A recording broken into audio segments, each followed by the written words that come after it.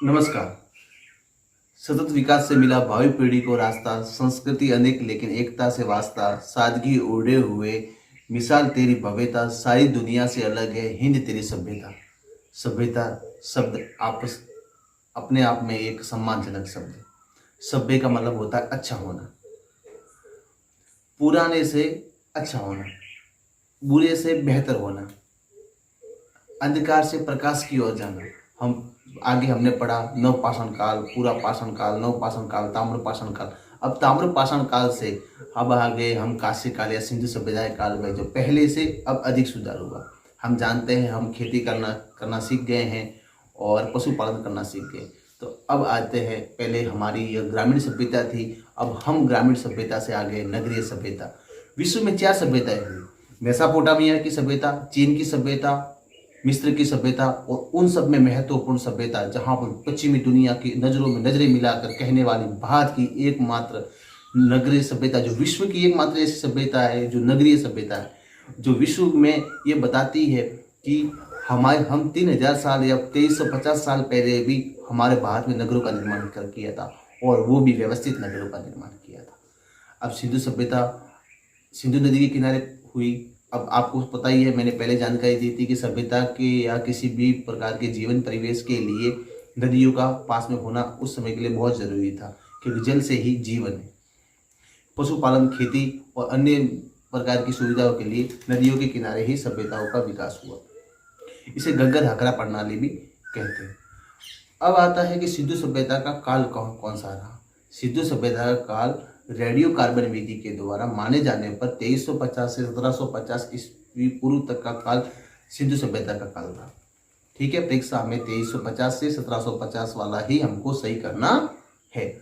अब next point पे बात आती है कि सर सिंधु सभ्यता का विस्तार कहाँ से कहाँ तक था।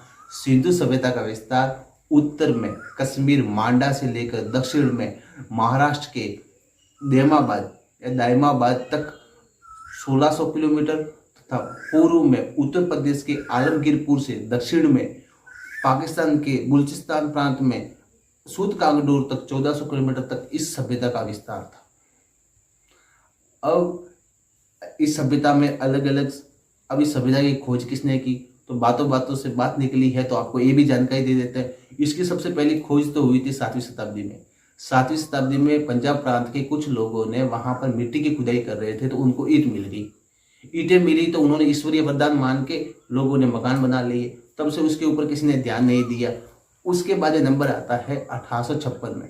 1856 में आप जानते ही होंगे उस समय भारत में अंग्रेजों का राज था, तो अंग्रेज रेलवे का विकास कर रहे थे, तो रेलवे के लाइन बिछा रहे थे कराची से लाहौर के बीच में। तो हड़प्पा स्थल के पास में बटन बंधुओं ने हड़प्पा स्थल के बारे में जानकारी गवर्नमेंट को दी कि वहां से ईंटें मिल रही है।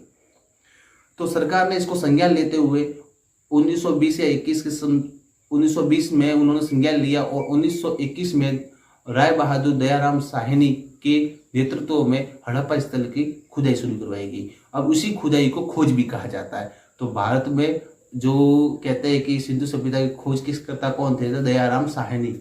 तो आपको खोजकर्ता मतलब को पहले जगह पहले मौजूदी थी, उन्होंने वहां पर खुदाई करवाई और वैज्ञानिक तरीके से उसका अध्ययन किया।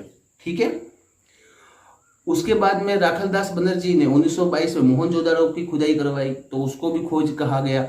तो अलग अलग समय पे अलग अलग स्थलों की खुदाई होती रही, वहां पर पुरातात्विक वस्तुएं मिलती रही और उनका अध्ययन वैज्ञानिक तरीके से किया जाता रहा।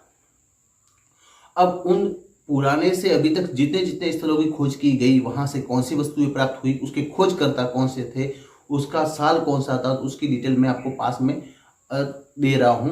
तो आप सिंधु सभ्यता की विशेषताओं के बारे में, तो सिंधु सभ्यताओं की पहली विशेषता है यह सभ्यता नगरीय सभ्यता थी।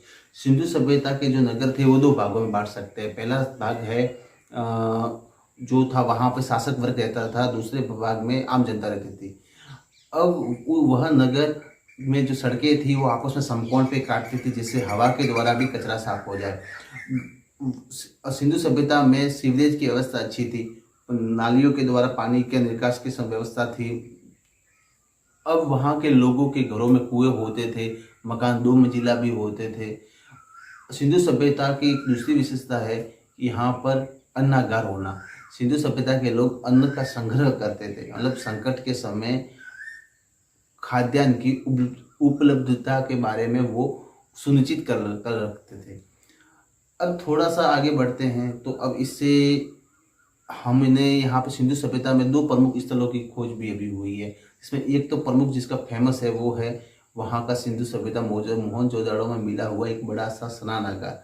अब उस स्नानागार, वो एक बड़ा स्नानागार था, वो धार्मिक अनुष्ठान के लिए उपयोग होता है। अब उसका नाप है जो मैं आपको बता देता हूँ। उस स्नानागार का जो लंबाई थी वो 11.8 तथा चौड़ाई 7.01 और गहराई 2.4 थी। अब क्या है, थोड़ा सा ये जो नाप है वो मैं जो आपको बता रहा हूँ, तो इतना तो परीक्षा में नाप के बारे में तो पूछते ही नहीं है, तो इतना खास है नहीं। पर हमको ये बात है कि उसकी समय की जो उसका तल था वो जोड़ा हुआ था जिप्सम से, तो लोग वैज्ञानिकता की जानकारी रखते थे।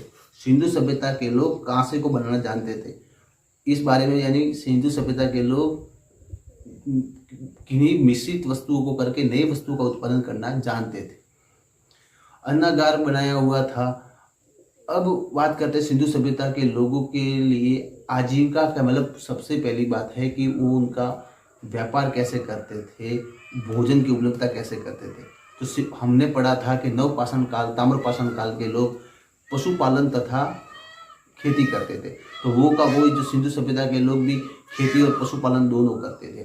अब चावल की खेती का और जो कपास की खेती के प्रमाण हमको यहाँ पे मिले।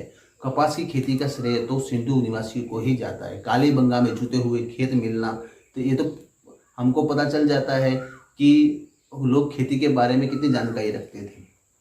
उस समय के लोग विदेशी व्यापार करते थे। अब विदेशी व्यापार करने का पता हमको वहाँ के मिले हुए खिलौने से पता चलता है, जिसमें एक नाव बनी हुई है और मुस्तुल से बने हुई नाव है। इससे पता चलता था कि लोग यहाँ से सिंधु नदी के माध्यम से अलग अलग स्थानों पे जाके विदेशी व्यापार भी करते थे। और विदेशों की जो मोहरें है वो भारत में मिलना, और सिंधु सभ्यता के निवासियों की मोहरें सुमेरियन सभ्यताओं वगैरह वहाँ के लोगों के पास में मिलना से सिद्ध होता है कि सिंधु सभ्यता के निवासी बाहर भी व्यापार करते थे। अब हमारे बात में हमने इतना पढ़ा कि सिंधु सभ्यता नगरीय थी, सिंधु सभ्यता का व्यापार ऐसे होता था, कैसे ऐसे कमाते थे। अब हमको सबसे पहली बात है कि सिंधु सभ्यता के लोगों का सामाजिक जीवन कैसा था। तो माना जा सकता है सिंधु सभ्यता के लोगों का सामाजिक जीवन साधारण था, और यहाँ पर भी दो प्रकार की व्यवस्था थी। समाज दो वर्गों में बटा हुआ था, उच्च वर्ग तथा निम्न वर्ग, जिससे हमको नगर नियोजन से पता चल जाता है कि नगर का एक भाग जो शासक वर्ग के लिए था, तो मतलब उच्च वर्ग के लिए था, तो उसके लिए रहने की व्यवस्था अलग थी और आम जनता के लिए रहने की व्यवस्था अलग थी। तो समाज दो वर्गों में विभक्त था। ये जानकारी भी हमको इससे प्राप्त हो जाती है, जानकारी ऐसे मिलती है। अब लोगों के धार्मिक जीवन कैसे था, तो लोग प्रकृति की पूजा करते थे। अब हमको वहाँ के मोहरों पे पशुपतिनाथ शिव जी की मूर्ति नजर आती है, जो जहाँ पर बैल है और दूसरे गैंडा वगैरह जानवरों के चित्र मिलते हैं। तो उस समय कौन कौन से जानवर थे उसके बारे में जानकारी प्राप्त हो जाती है। सिंधु सभ्यता की जो लिपि थी वो चित्रात्मक लिपि थी। सिंधु सभ्यता के जो मोहरे हैं वो अपने आप में एक अभिलेख है। ठीक है, अब नेक्स्ट पॉइंट पे चलते हैं कि सिंधु सभ्यता के लोगों का राजनीतिक जीवन कैसा था। तो सिंधु सभ्यता के लोगों का राजनीतिक वर्चस्व था वो सुदृढ़ था। ये हमको पता चलता है वहाँ के नगरीय नियोजन से, क्योंकि यदि राजनीतिक जीवन इतना या राजनेता या राजनीति इतनी सुदृढ़ नहीं होगी तो नगर अव्यवस्थित होता और इतनी व्यवस्थाएं नहीं हो पाती। इसलिए राजनीतिक जीवन वहाँ का सुदृढ़ होगा और लोग समझदार होंगे। उन्होंने नगर का नियोजन अच्छे से कर रखा था। अब थोड़ा सा आगे बढ़ते हैं। हमको ये पढ़ते पढ़ते पता चला कि 2350 से ये सभ्यता 1750 ईस्वी तक रही। 2350 से 1750 तक ईस्वी तक ये सभ्यता रही। उसके बाद ये सभ्यता क्या हुआ, तो कि इस सभ्यता का विनाश कैसे हुआ। तो कुछ लोग कहते हैं कि इस सभ्यता का विनाश आर्यों ने किया।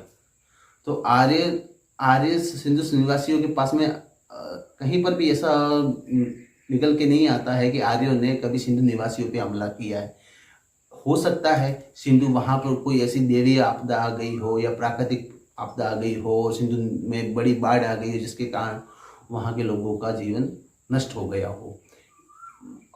आदि वैज्ञानिक के तथ्यों के अनुसार तो ये ज्ञात होता है कि वही जो द्रविड़ लोग थे, सिंधु सभ्यता के लोगों को द्रविड़ लोग माना गया है और वो भारत के मूल निवासी माना गया है। और ये धीरे धीरे धीरे धीरे भारतीय सभ्यताओं में ये सभ्यता धीरे धीरे ताम्र पाषाण काल, लौह पाषाण काल आदि में सभ्यता धीरे धीरे विलीन होती गई और नगरीय सभ्यताओं से ग्रामीण सभ्यता हो गई और ग्रामीण सभ्यताओं से नगरीय सभ्यताओं में विलीन लोग इधर उधर पलायन करते रहे और ये सभ्यता विलीन हो गई। पर माना ही जाता है कि 1750 तक ही ये सभ्यता सिंधु सभ्यता रही। अब आगे की जानकारी के लिए कल हम पढ़ेंगे, आगे वाले वीडियो में वैदिक काल के बारे में पढ़ेंगे।